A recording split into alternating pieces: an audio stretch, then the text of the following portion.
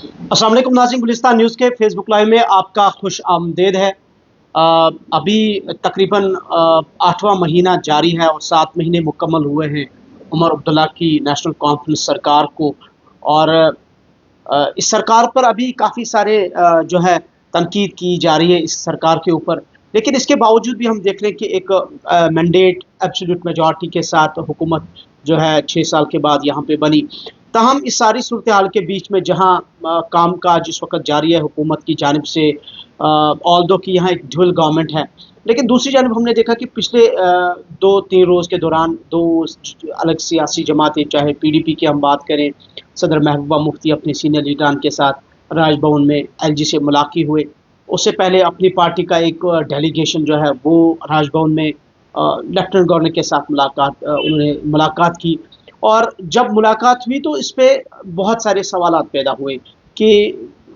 एक अवामी हुकूमत होने के बावजूद एक इलेक्टेड गवर्नमेंट हमारे पास हैं, जिनको लोगों ने चुना है, जिनके 50 MLAs हैं, 3 MPs हैं, इसके बावजूद भी ये LG के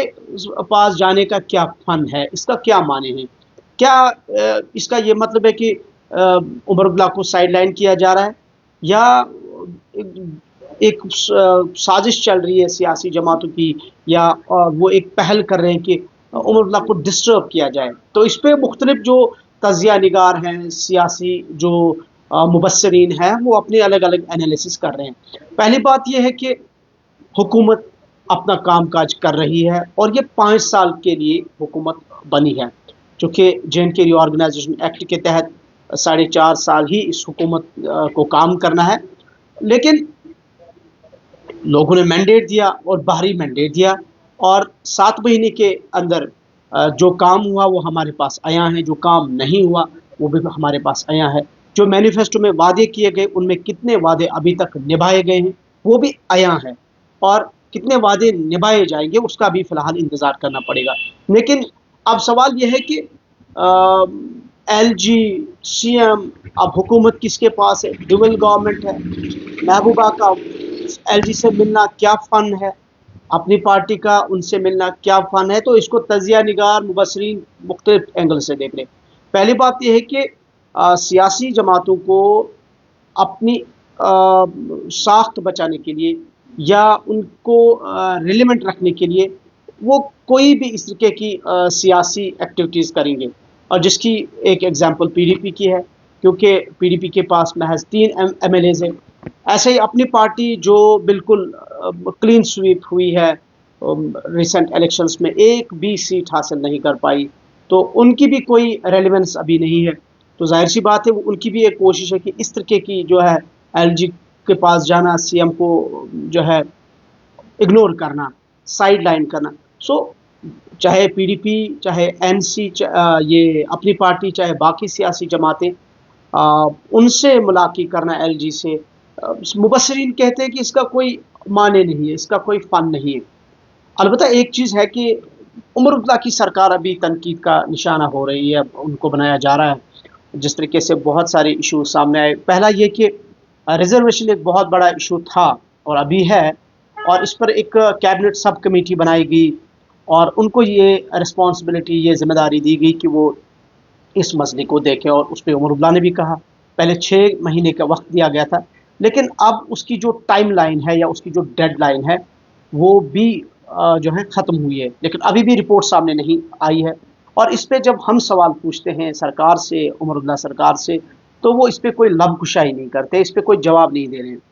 तो इसलिए तनकीद तो है। दूसरा ये कि जो मैनिफेस्टो में बहुत सारे वादे किए गए थे उस हवाले से भी हुकूमत को निशाना बनाया जा रहा है, तो वो भी एक बड़ा इशू है। और साथ साथ ये कि जिस तरह से आगा रुहुल्लाह ने भी बातें की हैं, बाकी लीडर्स भी बातें कर रहे हैं, या आम लोग भी ये समझते हैं कि जो वोट लिया गया था वो ये कहा गया था कि लोगों की एस्पिरेशंस, लोगों के इमोशंस, या after the abrogation of article 370 2019 के बाद जो सर्कमस्टेंसेस बने, या जो मेजर्स गवर्नमेंट ऑफ इंडिया ने उठाए जम्मू कश्मीर के हवाले से, चाहे हम पॉलिटिकल लेवल पे देखें, सिक्योरिटी सतह पर देखें, या एडमिनिस्ट्रेटिव लेवल पे देखें, तो उमर अब्दुल्ला सरकार ने ये कहा था कि हम उन 2019 के बाद की सूरत हाल पर फाइट करेंगे। We will fight against the decision of 2019, लेकिन वो शायद देखने को नहीं मिला, और इसलिए भी तनकीद का निशाना बनाया जा रहा है। लेकिन जब हम एनसी से पूछते हैं, उनके लीडर से पूछते हैं, जी आप बताएं आपका 7 महीने का रिपोर्ट कार्ड क्या है, आप बताएं कि आपने क्या किया, तो वो कह रहे हैं कि 7 महीने में कुछ किया नहीं जा सकता, और जो किया जा सकता था वो हमने किया। और हमने देखा लेजिस्लेटिव असेंबली का इजलास भी हुआ, और उसमें कुछ डिसीजंस लिए गए। 5 जो ये जो 10 kg चावल की बात हुई थी, राशन की बात हुई थी, उसका वो जिक्र कर रहे हैं। और लेकिन इलेक्शन से पहले उसमें यह नहीं कहा गया था कि वो AAY के लिए है, लेकिन ये कुछ AAY कुछ ही % है कश्मीर में या जम्मू के अंदर, तो वो इससे पहले नहीं था। इसी तरीके से बिजली 5 यूनिट्स की बात की गई थी, उसमें भी इलेक्शन से पहले ये नहीं कहा गया था कि वो AAY कैटेगरी के लोगों के लिए, और ये भी नहीं कहा गया था कि शायद वो जो हमारे पास हाइड्रो इलेक्ट्रिसिटी है या फिर हमारे पास पन बिजली है, ये कौन सी बिजली है, या सोलर एनर्जी जिसको हम कहते हैं, तो वो भी उसके बाद उस पर भी काफ़ी तनकीद हुई कि ये तज़ाद है, और यहाँ पे इन्होंने मुनाफिकत जो है अपनाई है। बहरकैफ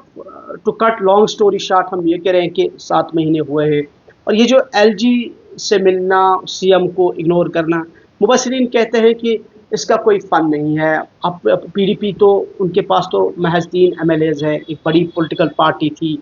तो लोगों ने उनको रिजेक्ट किया।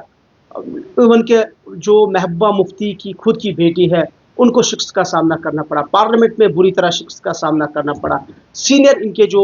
लेजिस्लेटर्स रहे हैं, जो कैबिनेट मिनिस्टर्स रहे हैं, पार्टी के सीनियर लीडर, उनको शिक्स्त का सामना करना, लोगों ने उनको रिजेक्ट किया, बिल्कुल वोट नहीं दिया। ये तो लोगों का काम था, वोट किसको डाले क्या डाले, तो इसलिए इनकी जो रेलेवेंस है वो ख़त्म हुई, और इनका कोई अभी रोल नहीं है। सो खुद को रेलिवेंट रखने के लिए पॉलिटिकल गिमिक्स कर रहे हैं, ये चीज़ें बिल्कुल ज़ाहिर हैं। और फिर LG को मिलना या NC से मिलना, लेकिन जहाँ तक हुकूमत का ताल्लुक है, हुकूमत के पास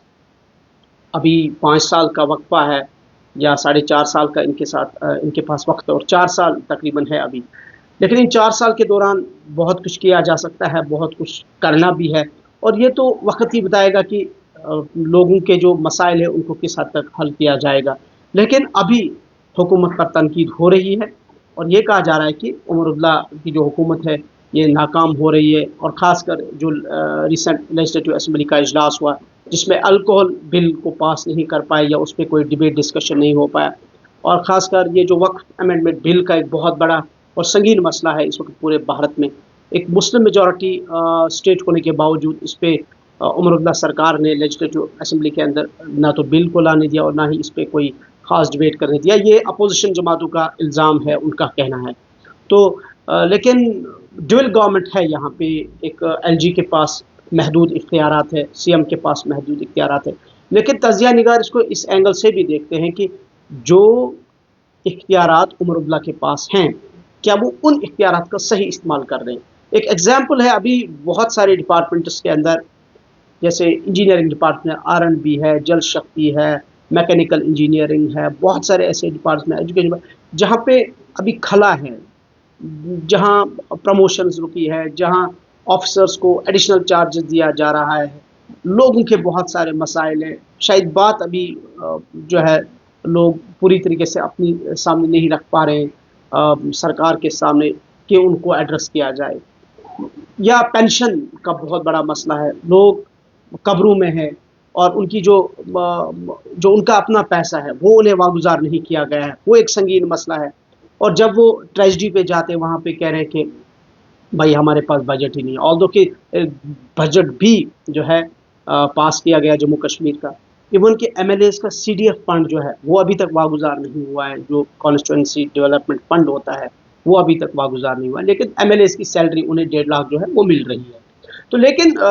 कुल मिला के हम ये बात कर रहे हैं कि हुकूमत को बहुत कुछ करने की ज़रूरत है, तनकीद हो रही है, लेकिन जो मैनिफेस्टो में वादे किए गए थे, अब ये देखना है कि क्या वो वादे पूरे किए जाएंगे, उनको निभाया जाएगा। लेकिन जो उमर अब्दुल्ला सरकार को बाईपास करने की कोशिश की जा रही है, क्या ये टर्म ठीक है कि बाईपास करने की कोशिश की जा रही है? लेकिन तजिया निगार इसको ये कहते हैं कि ये बाईपास टर्म ही यहाँ हम यूज़ नहीं कर सकते, क्योंकि उमर अब्दुल्ला को तो मैंडेट मिला है, उनके पास 50 MLAs है, वो वज़ीर आला है, 4 साल का उनके पास वक्त है, 4.5 साल के लिए उनको हुकूमत करनी है, तो ये उनके लिए कोई माने नहीं रखती। वो सीएम के पास जाएं, वो एलजी के पास जाएं, वो होम मिनिस्टर के पास जाएं या अपोजिशन प्राइम मिनिस्टर के पास जाएं, उनको हक है। और ये तजिया निगार कहते हैं कि ये अपनी सियासी जो है अपना ये सियासी खेल खेल रहे हैं और उनको खेलने की ज़रूरत है, क्योंकि उनको खुद रेलिवेंट रखना है, लोगों के सामने ये पेश करना कि नहीं हमारी जमात जो है वो कायम और दायम है। अदरवाइज़ वो जाए ना जाए तो कोई फ़र्क नहीं पड़ता है। अलबत्ता ये चीज़ है कि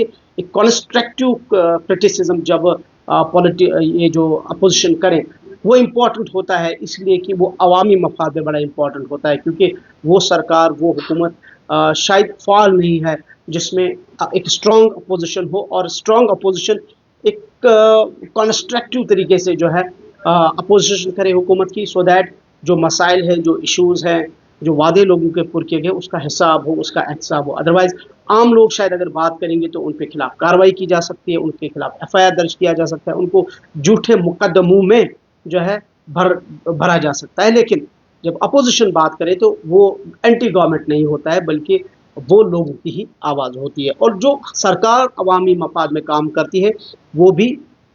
सरकार का ही पॉजिटिव पॉइंट होता है। लेकिन बहरकैफ एलजी से मिलना, सीएम से मिलना, ये अपनी जगह की बात है, लेकिन हमारा जो मुख्तलिफ लोग भी इस चीज़ को महसूस करते हैं, देखते हैं कि उमर सरकार जो है इसके पास अभी बहुत वक्त है, लेकिन क्या करेगी,